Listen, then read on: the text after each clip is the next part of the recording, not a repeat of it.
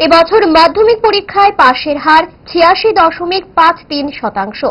বুধবার ত্রিপুরা মধ্যশিক্ষা পর্ষদ পরিচালিত মাধ্যমিক এবং উচ্চ মাধ্যমিক পরীক্ষার ফলাফল ঘোষণা করা হয়েছে। পর্ষদের কাউন্সিল ভবনে এক সাংবাদিক সম্মেলনে এই ফলাফল ঘোষণা করেন পর্ষদ সভাপতি ড ধনঞ্জয় গণ চৌধুরী। তিনি জানান, ১৯৭৬ সালের ১ জানুয়ারি থেকে ত্রিপুরা মধ্যশিক্ষা পর্ষদের যাত্রা শুরু হওয়ার পর থেকে প্রায় ৫০ বছরে এই প্রথমবার এত তাড়াতাড়ি ফলাফল ঘোষণা করা হয়েছে। এবছর মাধ্যমিক পরীক্ষার্থী ছিল ২৯,৬৭০ জন। ২০২৪ সালে এই সংখ্যা ছিল ৩৩,৭৩৯ জন। বাকি ৭টি জেলাকে পেছনে ফেলে এবছর মাধ্যমিক পরীক্ষার ফলাফলে প্রথম হয়েছে দক্ষিণ জেলা। আমাদের মাধ্যমিকে পাস করেছে 86.53%, মাধ্যমিকে 86.53%। তার মধ্যে A1 গ্রেড পেয়েছে।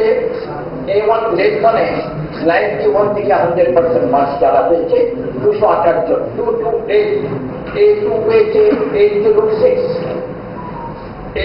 আর B1 পেয়েছে ১৬৯৬, B2 পেয়েছে ২৯৪২। এভাবে আপনাদের রেজাল্টের একটা আমরা দিয়ে দেবো পুরো রেজাল্ট ডিটেলস।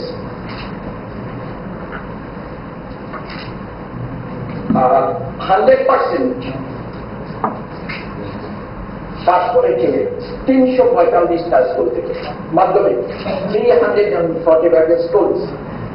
টোটাল স্কুল ছিল ১০১৯টা মাধ্যমিকে। 100% ৩৪৫টা স্কুল থেকে পাস করেছে, আর পুরো 100% ফেল করেছে এমন কোন স্কুল, মাধ্যমিক পুরো ফেল করেছে কোন স্কুল নেই।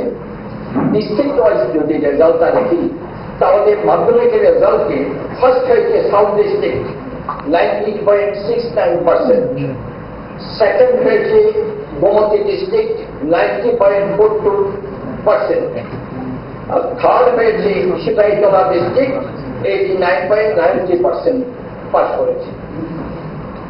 আর সাব ডিভিশন ওয়াইজ যদি দেখেন মাধ্যমিকের রেজাল্ট, ফার্স্ট হয়েছে জম্পুই জেলা 97.99%, সেকেন্ড হয়েছে করপুর 96.72%, থার্ড হয়েছে বিলোনিয়া 95.17%।